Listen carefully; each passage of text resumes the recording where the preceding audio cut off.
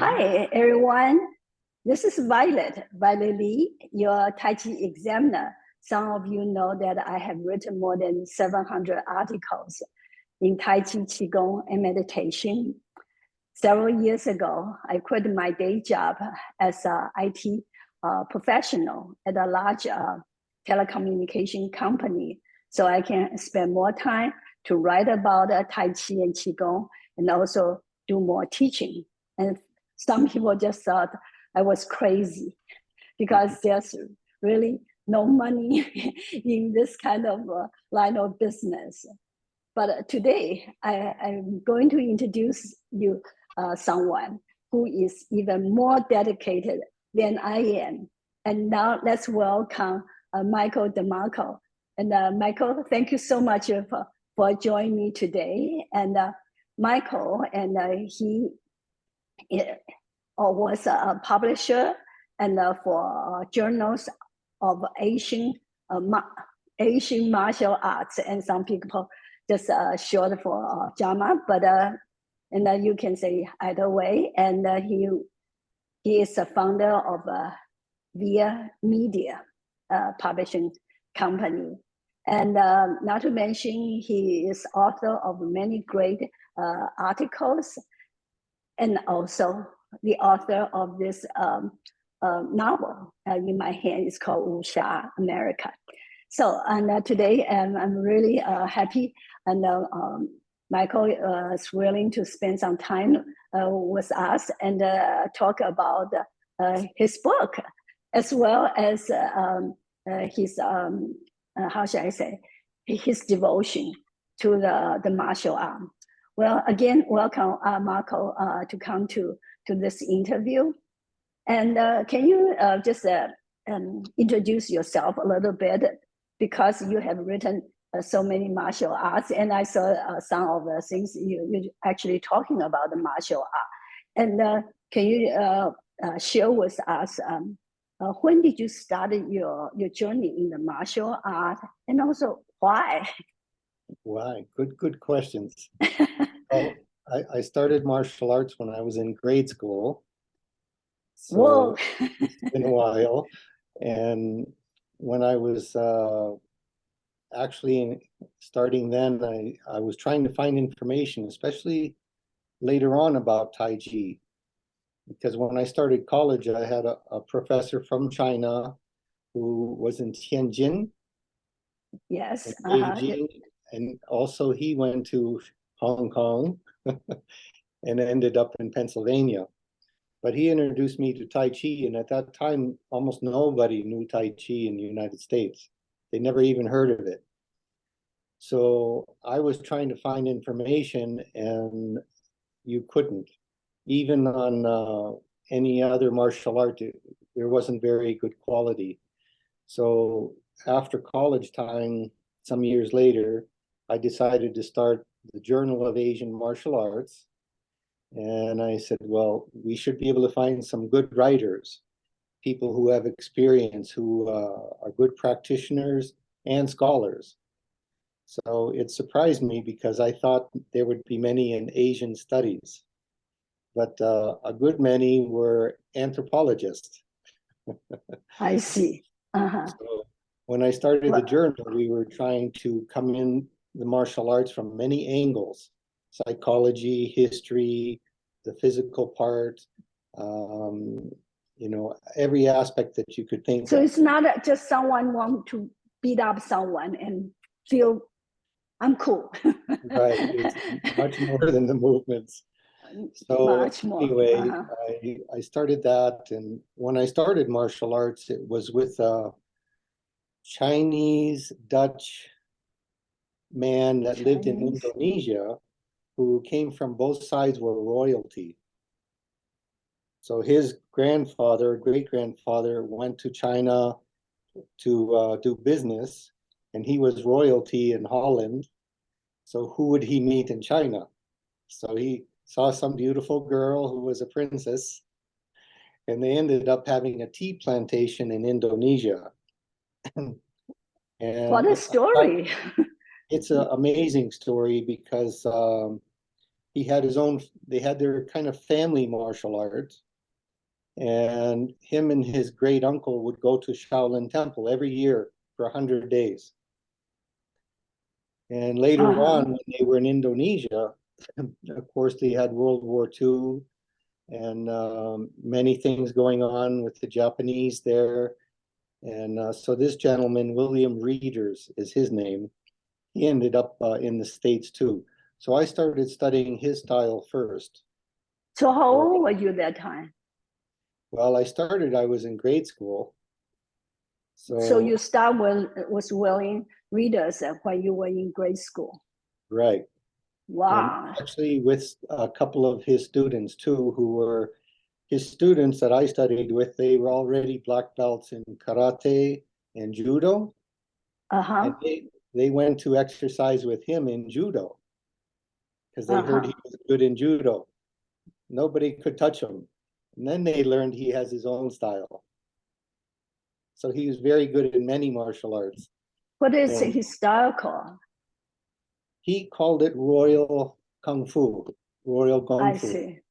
Just because, you know, and in Indonesia they call it Kung Tao, and that's only a Chinese I heard style. that. Yeah, yeah. And when he was in Indonesia, he was very well known. So he also learned some silat, the Indonesian styles. Yes. So that's how I started off for maybe 8 to 10 years. And then when I was in college, I met this Chinese language teacher, and he started to teach me Tai Chi. And later he introduced me to a teacher in Taiwan. I see.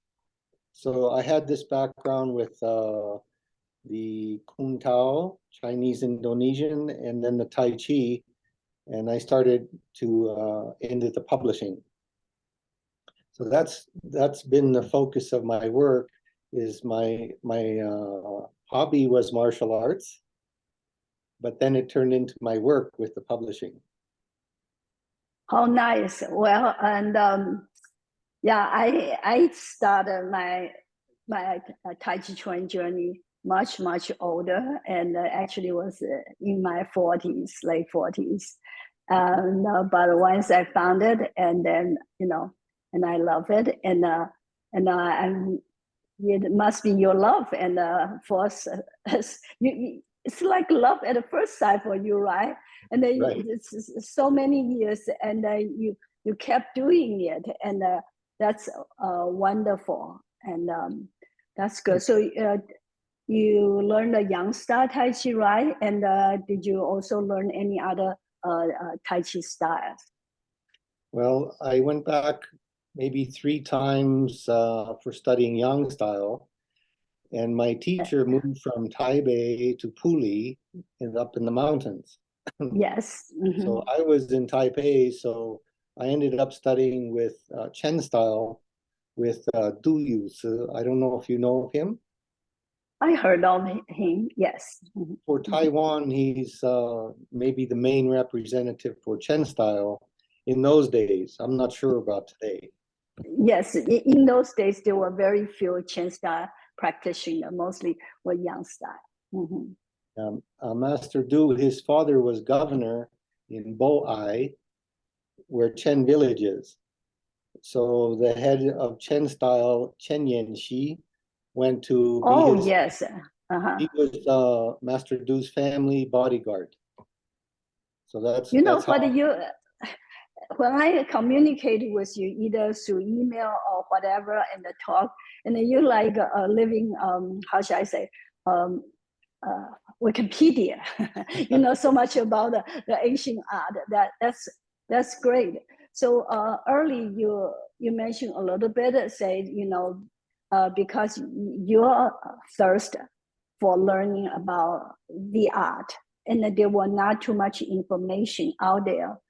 So then you decided to do it yourself, and founded the Journal of Asian Martial Art, right? And it was a blessing because we had like academic conferences for Association for Asian Studies, some places in Europe, and it really brought many scholar practitioners together.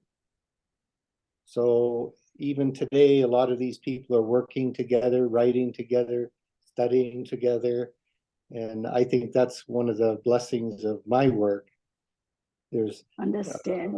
you know how it's difficult as a job, but these, you have to take the small blessings are wonderful. So you study Asian studies, right? You got a master degree from Seton Hall University, am I right? Right. Uh-huh. Okay. My focus was on China, but we had to study some other areas too. I see. Mm-hmm. All of that helped. It all worked together for my work. Beautiful. Yeah.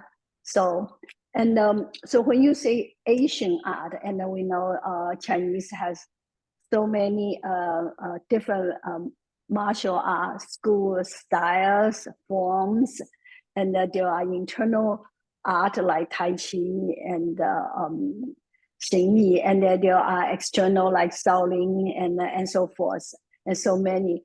And then, so when you're talking about Asian martial arts, and what are they? And Yes. For my journal, I had a journal of Asian martial arts, trying to focus on all of Asia.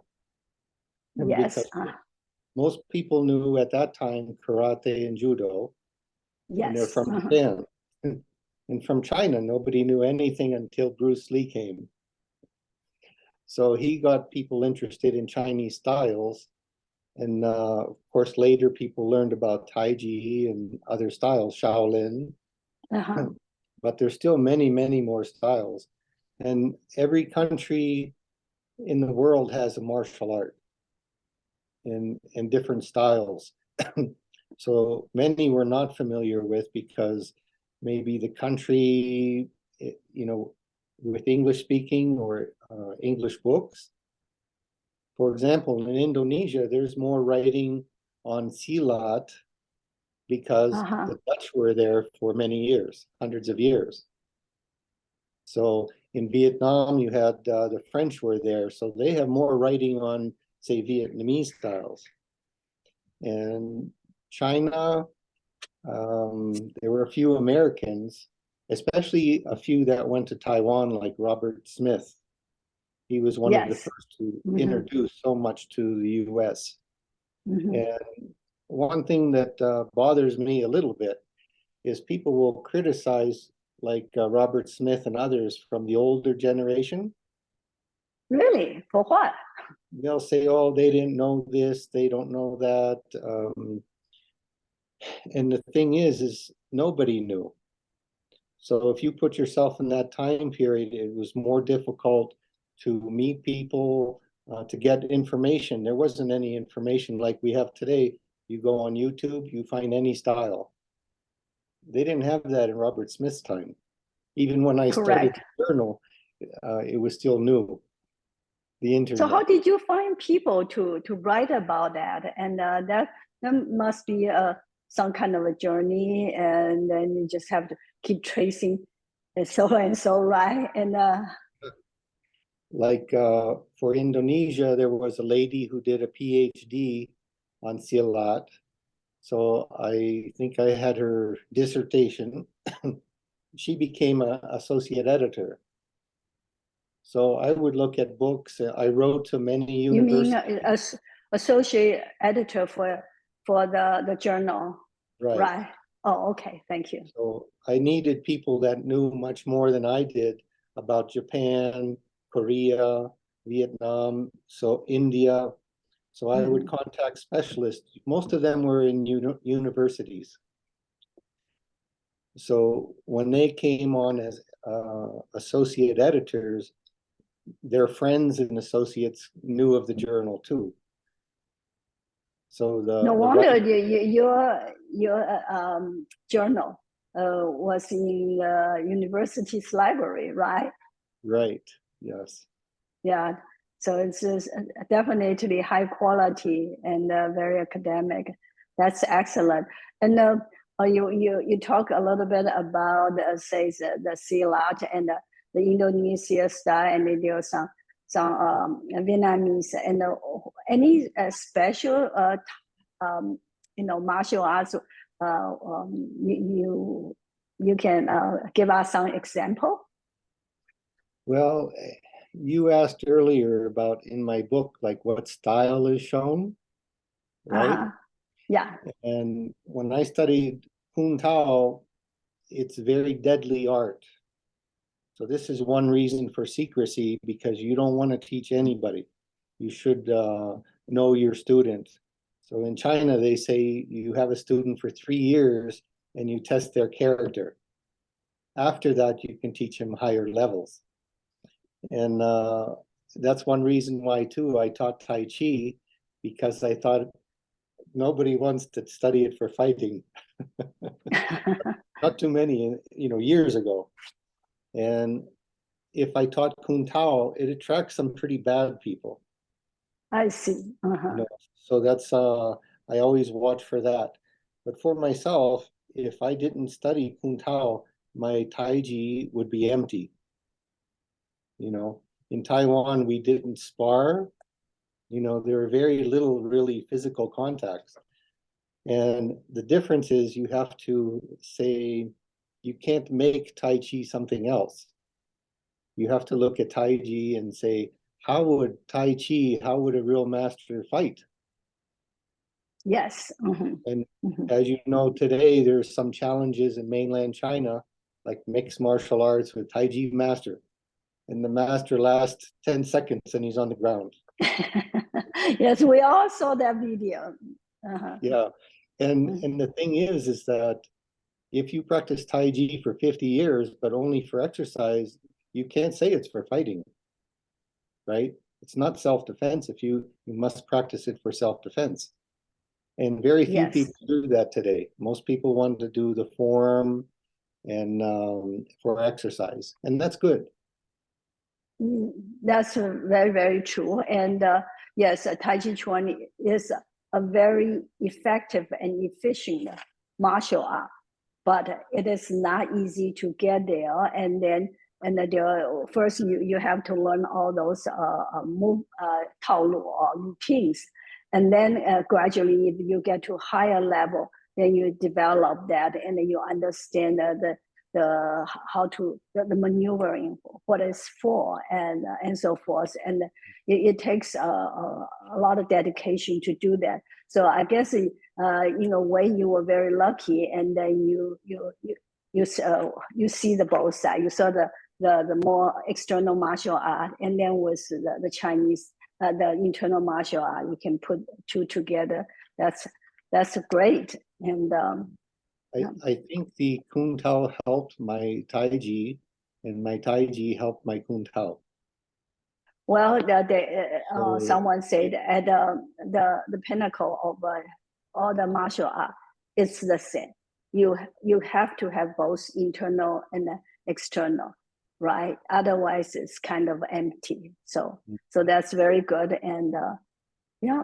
And now let's talk a little bit about your book. And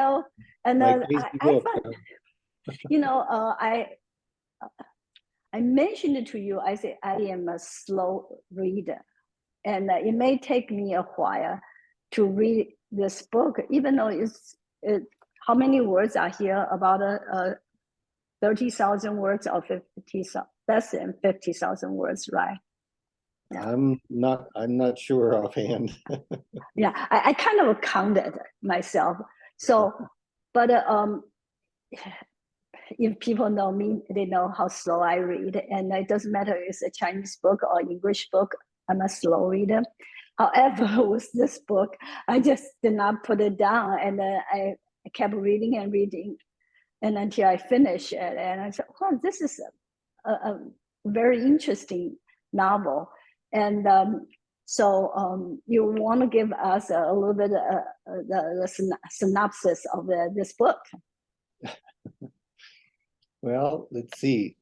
I think, of course, the Wu Sha, martial hero, there's a genre, especially in China, for this. Usually it's from the older dynasties, right?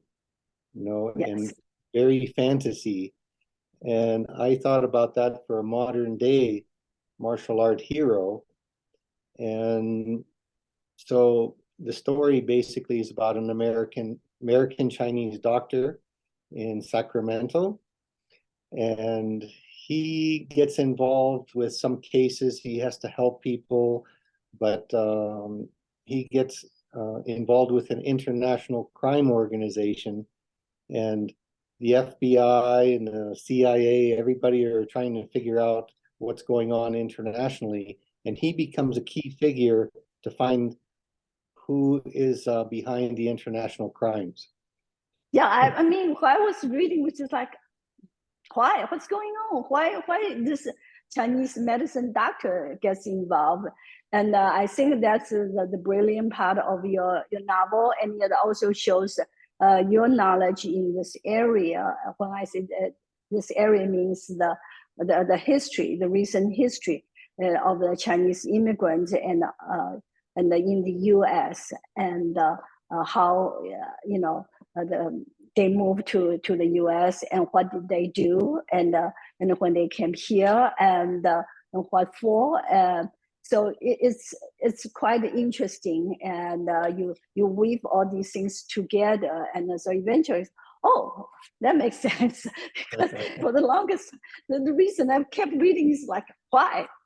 Why did they keep and bothering this Chinese medicine doctor, and definitely I recommend this book for everybody. It's a good read.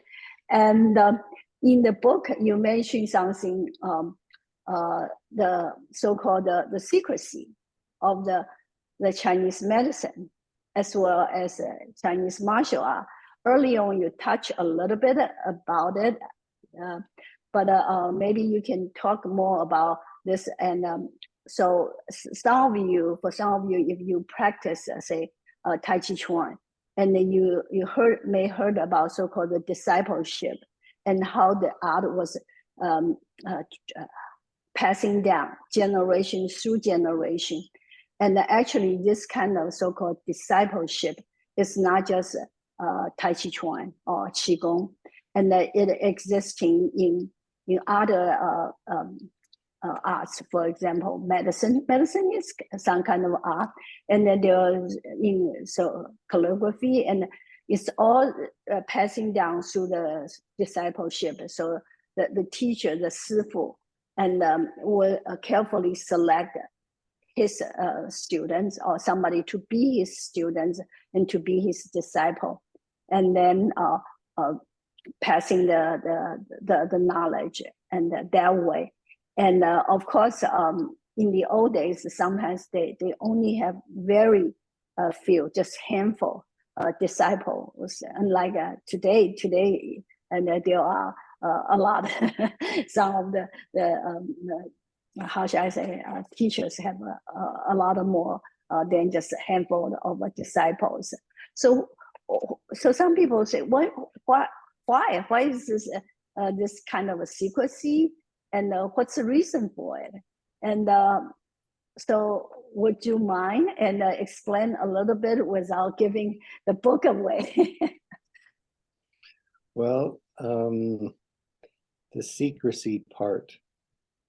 I always think of martial arts and Chinese medicine. A lot of people, especially for Tai Chi today, like I live in Santa Fe, and many people don't even know Tai Chi is a martial art, and they practice. No, they don't. They don't even know. So, and I have a different vision, so they don't understand my crazy mind, right?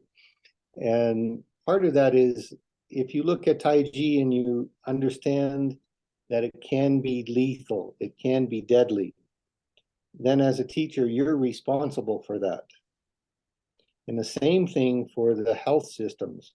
If you know herbs, if you know acupuncture, you can kill somebody. So there's some points, like there's a point right down here, it's hard to get to, but it's great for your health. It can really help so many things, but it's also very deadly. So if you teach these type of things to a good person, no problem. They'll use it to help people. But so the medicine and the martial arts, I think people who have a really great grasp, they're very careful on who they teach. They have disciples. Even if they have disciples, they may select only their favorite disciples that they really trust, because I think it's hard to trust people today. Well, I think it's always hard to trust people anytime. Right. Yeah, right. Yeah, So, so yes, especially when you're dealing with something and then could be lethal. You're right. Lot of medicines, yes, you if you use it correctly, you can cure people's diseases. But if it's not correctly or use a little bit more dosage or what not, and then it can really hurt people in a big time. So so when I read that part, I said, oh my God, this is so true, and it connect the dots for me. And in Tai Chi Chuan, there is one technique called 点脉. It means you put a pressure on somebody's pressure points, and if you're doing it, how should I say? That's how should I say, the right way, right? If you know how to do that, you can immobilize a person. Yes, you can immobilize maybe for a short period of time, or even kill people, as Michael, I think you alluded to. So yeah, it's a very, very interesting point. Mm-hmm. So. I think in the book it's modern day, it's today, right? So for the Yes. doctor, but his knowledge really comes from the past, his family's past, and that's why it ties into the gold rush time and the early Chinese immigrants. And for me, that was very interesting, because studying China at the university, usually you're studying about Beijing and all the politics, and southern China comes in, but the focus is more up north usually. So to do this book, I had to read about the Trans-America Railroad and where the immigrants came from and all the differences, different dialects, different foods. And that was really fun for me. Well, I did not know that actually Australia and New Zealand had a gold rush also. And so did Canada. And yeah, I learned quite a lot that way. So that, like I said, it's a good read, and for sure. And so we talk about the journals, the Journal of Asian Martial Arts, and then according to my knowledge, you published originally in 1992, and then one time you had quite a lot of distributors, not only in the United States and also outside the U.S.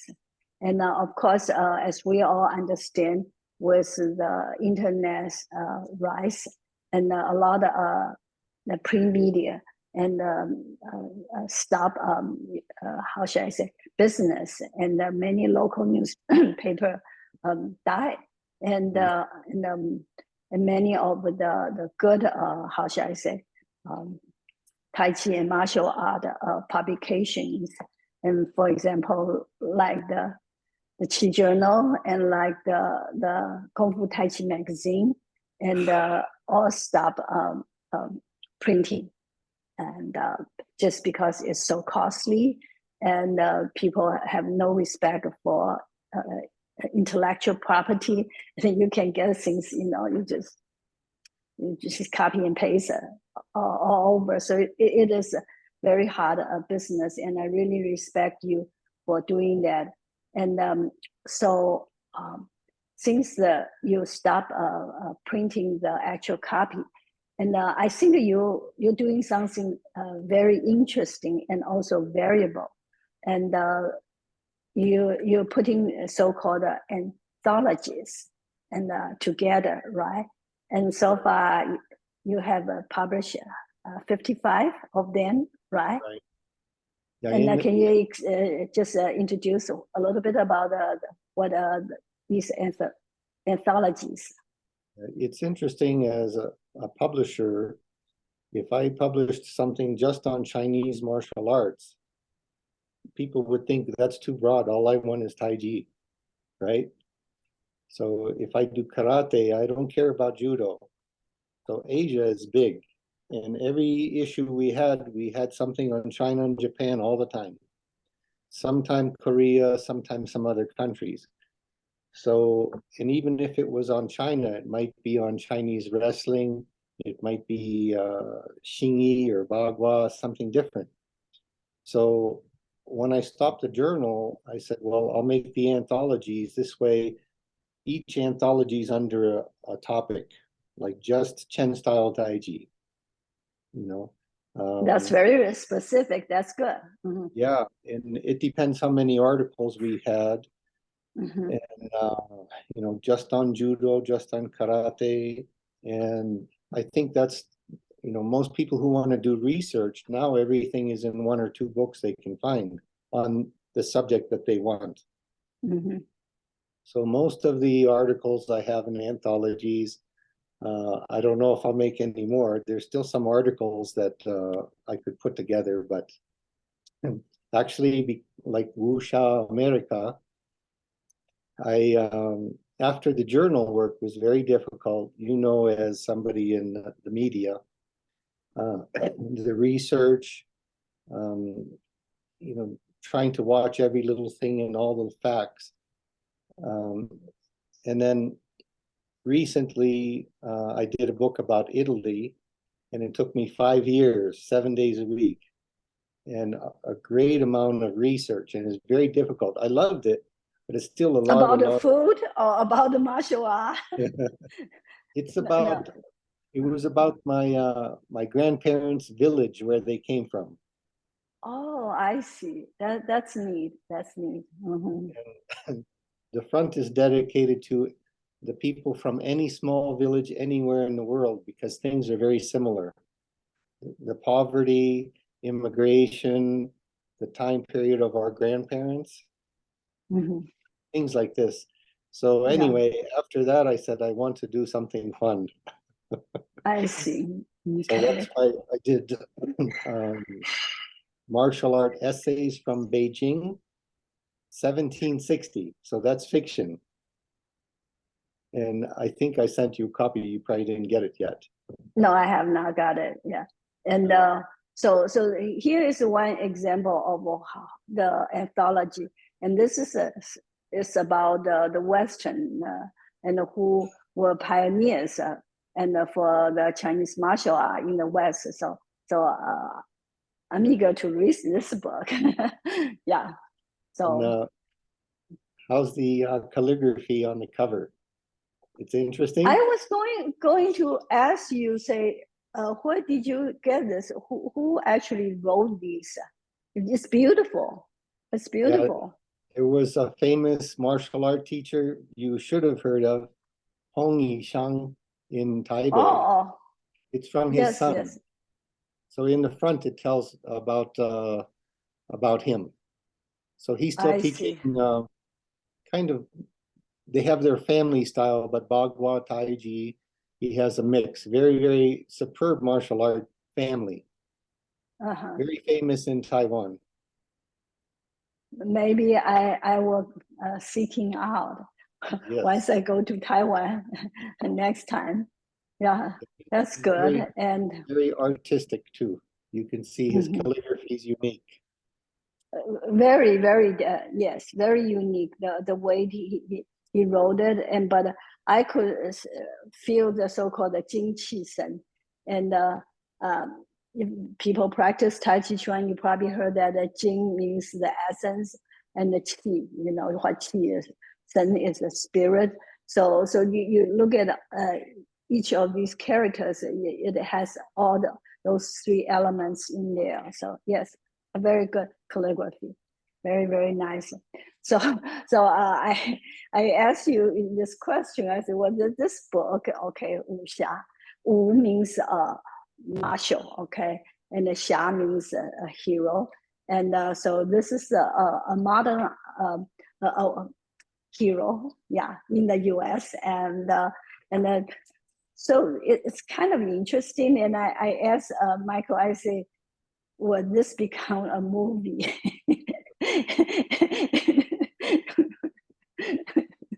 Very difficult, I think. Very difficult. And then did you ask me, say, who I think I should play that? Dr. Lu, right? Right, you played the lead role. So I recommend Mu Si Liu, Liu Simu, Chinese way say is Liu Simu. He is a Canadian Chinese and how should I say, action figure and quite famous in recent years.